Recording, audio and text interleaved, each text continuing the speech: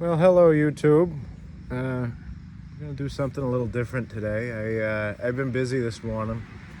I did all the liquid fertilizer in the garden here, and I've gone over the liquid fertilizer that I use for that, the 10-10-10 and the manure tea. I started doing something just a little bit different. I have a 3-gallon metal watering can that my wife bought for me, which I really like. I bought it I had her buy it for me originally because she goes on the Amazon on the computer and does it. She has a thing where she just pushes buttons and it's free shipping, so I let her do it. But I wanted it originally because I wanted to do the manure tea in it, and I found that the manure tea kept getting stuck. All the little bits of hay and the poop was getting gummed up in the head of the watering can. So what I started doing was I kept all the manure tea in the 5-gallon bucket, and I decided I was going to use the watering can and take one of my wife's old nylons, cut a little thing so that you can use it like a tea bag, and I put a half a solo cup of 10-10-10, the granulated fertilizer, in that, and I put that like a tea bag in the into the watering can, and you can see all those greens there, all those leafy greens.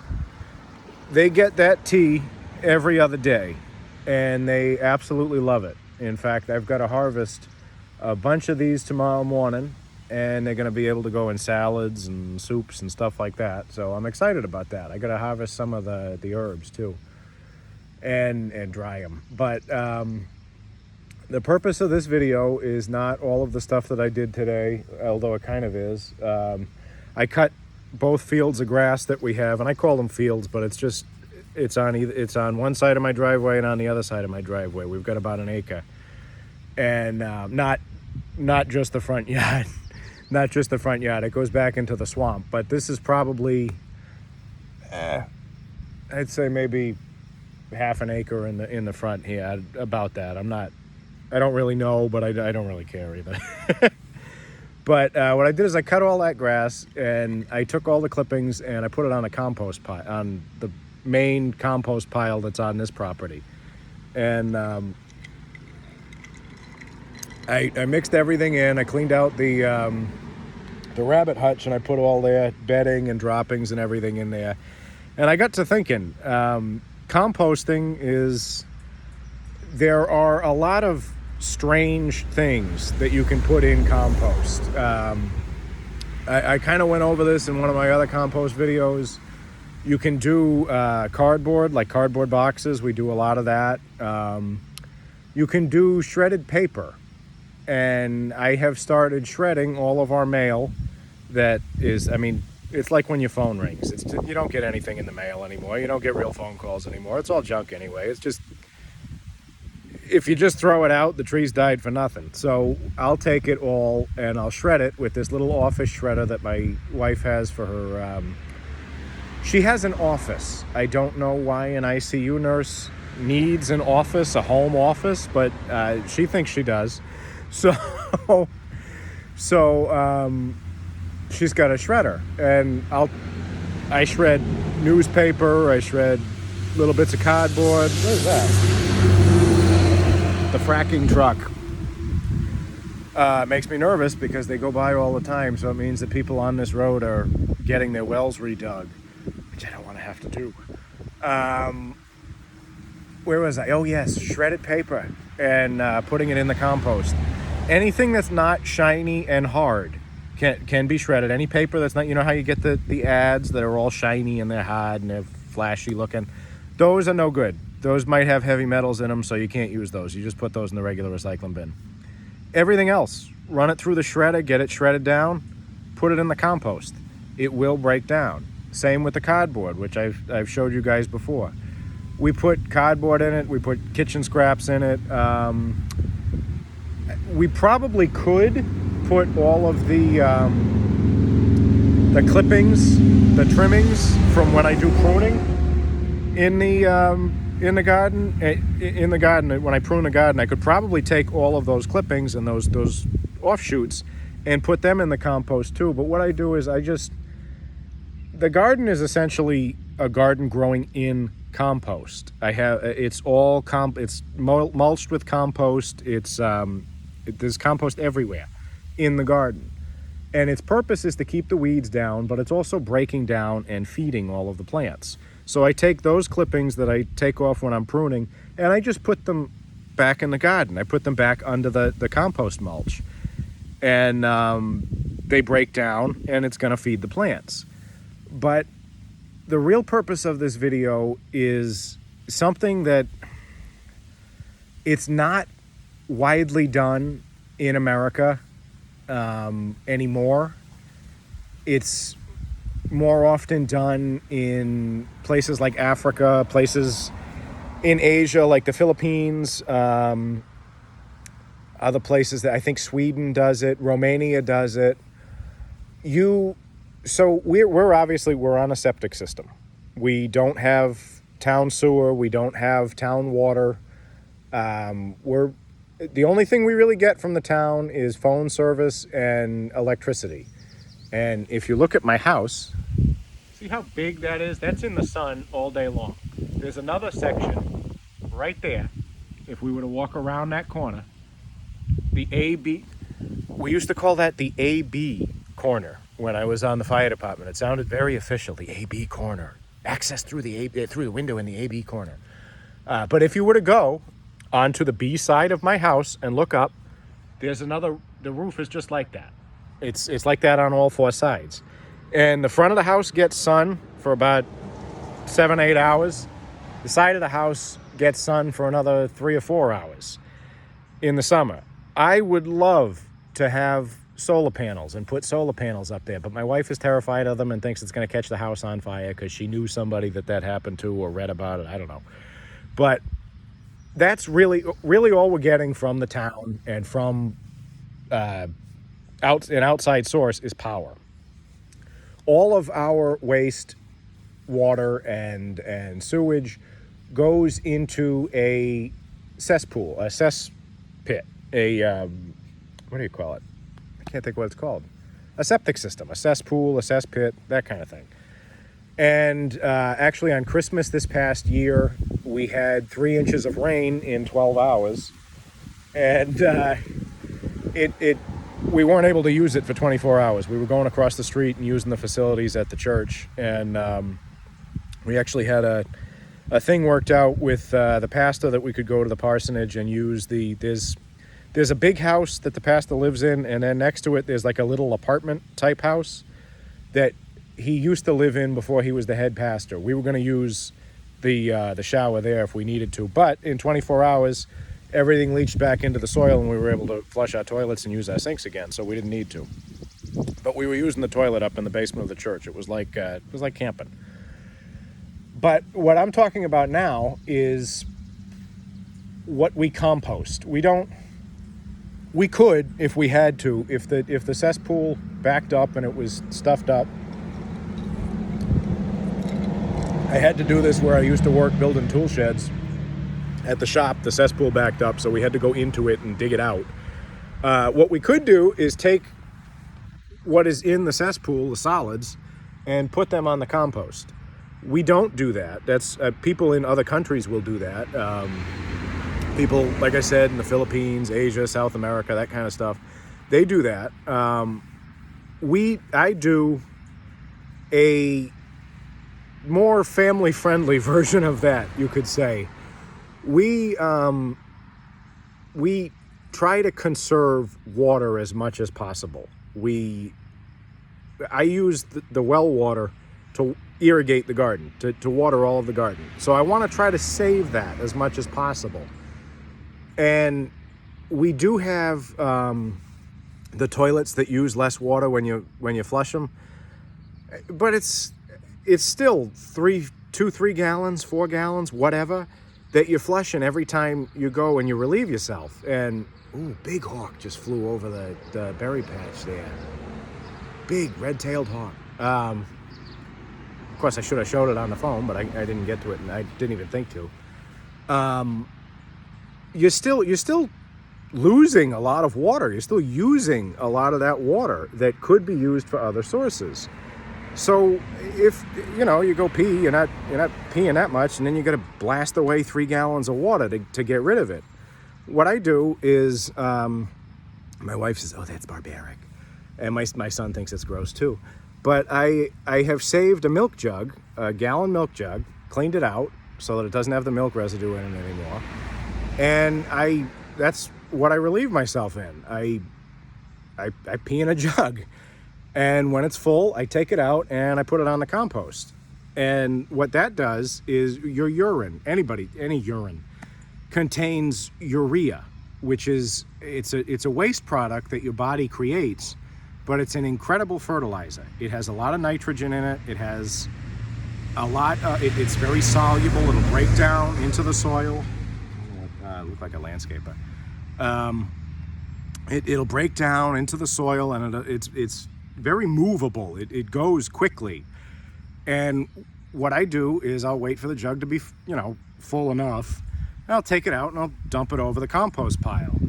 And it works out that just about every time I am cutting the grass, which is about once a week, it's time to empty the jug. And I come out and I dump it in the compost. I mix it all up with a pitchfork.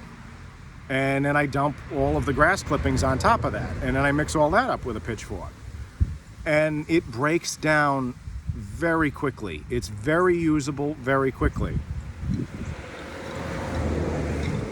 It's gross if you're not used to it, but I mean, this is farming. This is if you're on a small scale, if you're on a limited budget and you're trying to do everything with what you already have, everything becomes a resource, including your waste products. Back in the Middle Ages, there was actually a job that this was people's jobs.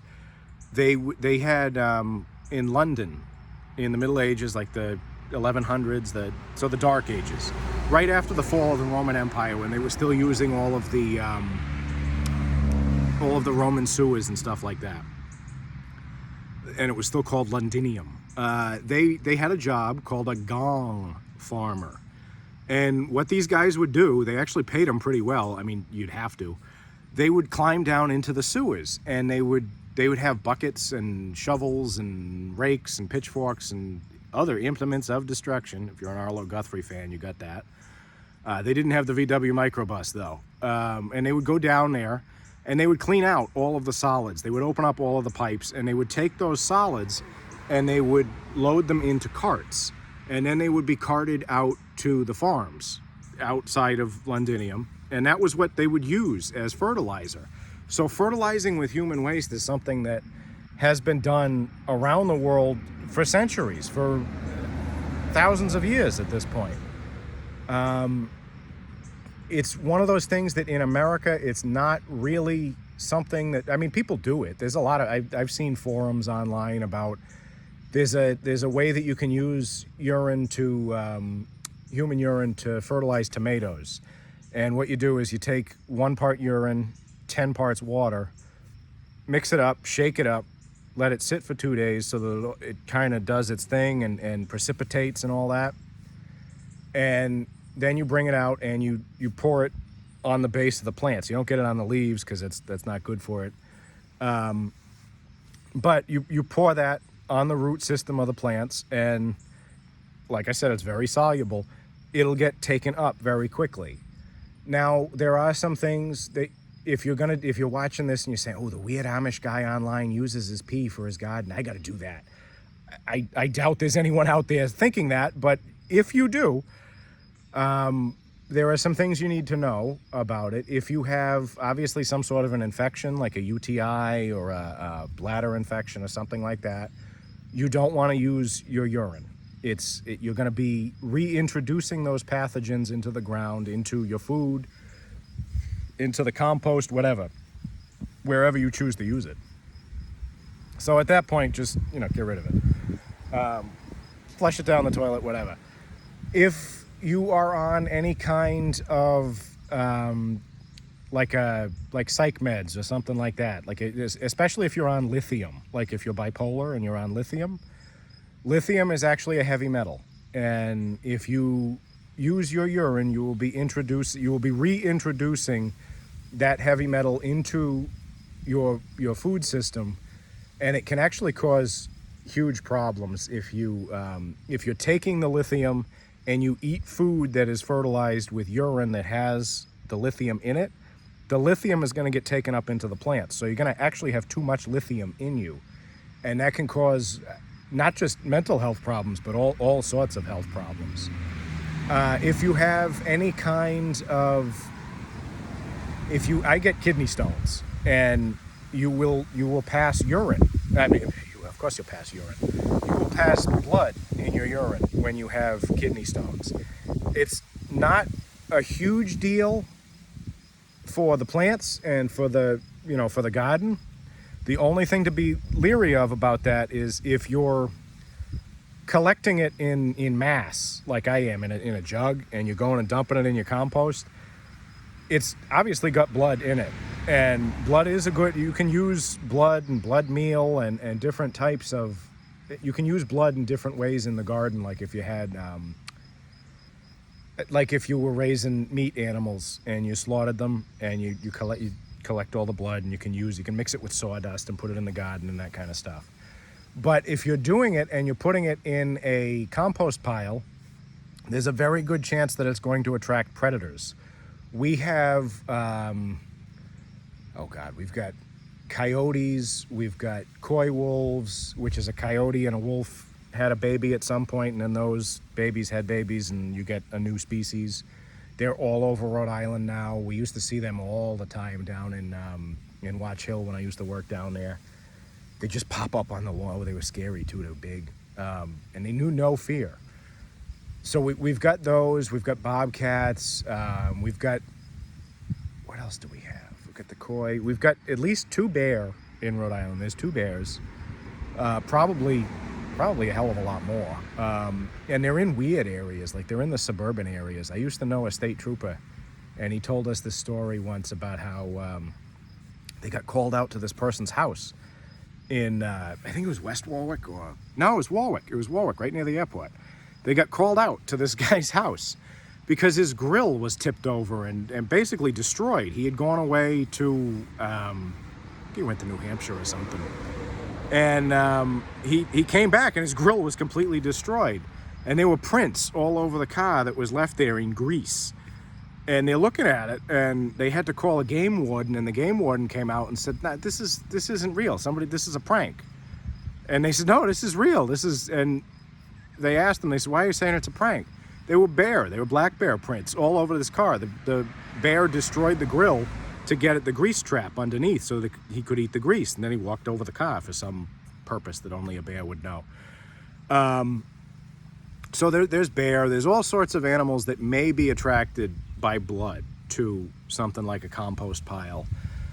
So it's things you need to be leery of if you're going to do it. It's not for everybody. Not everybody around here does it. Not everybody who gardens does it.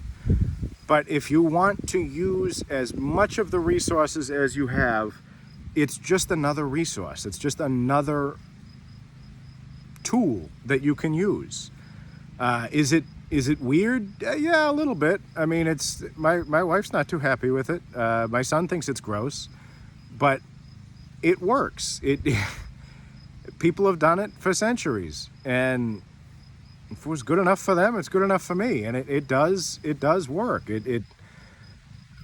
What I'm using it right now for is I used a lot of compost in this garden to get this garden going this year. I'm trying to build my compost back up, and because of the high nitrogen content in the urine, it will start a hot compost very, very well.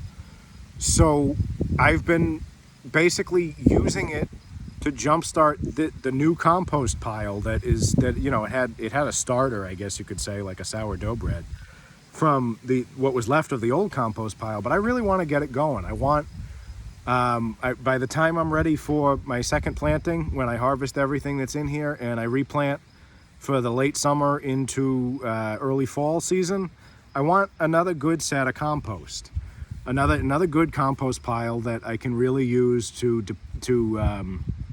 rejuvenate this garden, that will have sucked up a lot of the nutrients in the time that it's been since, you know, I planted this. So it's a weird thing. It's something that you can do more research on if you're interested in it. There's also ways that you can use your urine to do pest control, which I did last year, and I wasn't very happy with it. It didn't work as well as I had hoped, and it doesn't work as well as the onion, garlic, and hot pepper spray that I use now, which it works well. So I guess I've talked enough about how I use my pee in the garden. I'm going to give you guys a little sneak peek of what the next video is going to be.